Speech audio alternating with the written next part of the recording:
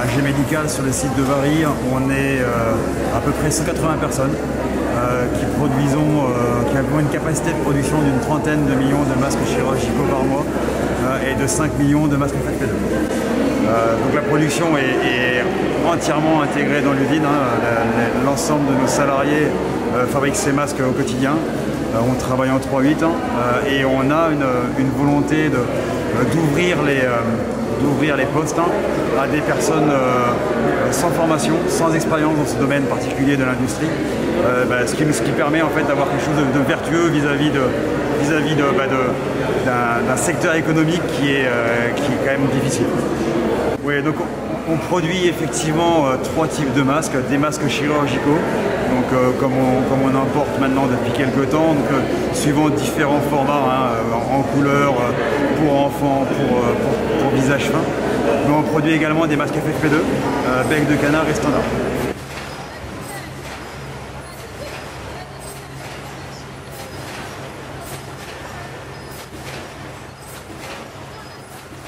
C'est quoi le métier? C'est faire des produits en très grosse quantité. En 2019, nous avons fait 1,3 milliard fixations aéronautiques. C'est de faire un produit avec de la technicité et c'est faire un produit avec très peu de marge. Nous vendons actuellement nos pièces aéronautiques dans 45 pays, donc ça veut dire que nous sommes compétitifs dans 45 pays. On se paye même le luxe de vendre aux Chinois pour l'information. Et donc, on arrive à la conclusion que le masque chirurgical et le masque FFP2, c'est exactement la même chose. C'est des gros volumes, c'est des produits techniques, et c'est des produits où, après Covid, il y a très peu de marge. Et c'est pour ça qu'on a décidé, on a dit, on peut apporter quelque chose, on va se lancer là-dedans. Donc, on a commencé timidement avec de petites machines pour se rassurer sur le fait qu'on pouvait acquérir justement les techniques de fabrication, la conformité, tout ce qui était hygiène, etc. Et après, on a dit, bon, maintenant, il faut faire le pas. Il faut qu'on fasse le capacitaire, donc on a investi dans toutes les machines loyales, une quarantaine de machines qu'on a remis aux normes, qu'on est en train d'automatiser. Dans un lieu assez éloigné des grandes agglomérations, on peut réindustrialiser. Et je crois que c'est le message clé. Et on voit que ce sont des savoir-faire, puisque c'est un industriel dans un secteur qui n'avait rien à voir, mais en fait, quand on a la bonne méthode, quand on a la bonne façon de trouver les hommes, de les animer et de porter un projet, les hommes et les femmes, parce que je regarde la responsable pour la partie masque de cette entreprise, on y arrive.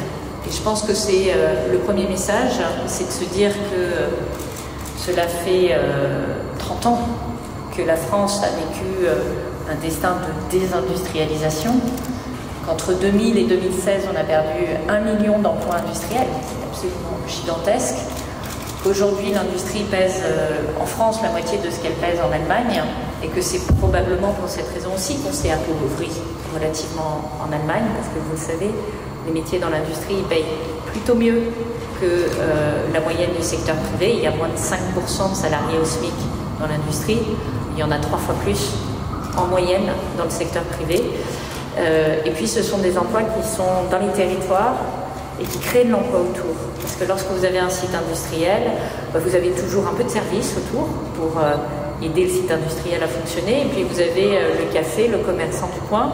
Et puis vous avez les services publics, parce que ça peut justifier de rajouter une classe dans l'école du village. Et donc ça fait de l'emploi public en plus. Comme tout le monde, aujourd'hui, porter le masque, c'est pas quelque chose qui est très agréable. On espère tous que le Covid va bientôt s'arrêter et qu'on n'aura plus cette obligation de porter un masque en permanence. Par contre, on sait que les masques chirurgicaux, avant le Covid, il y en avait déjà besoin en France. Tout le secteur hospitalier, tous les secteurs médicaux en portent quotidiennement. Et notre marché, dans quelques mois, ce sera ce secteur-là.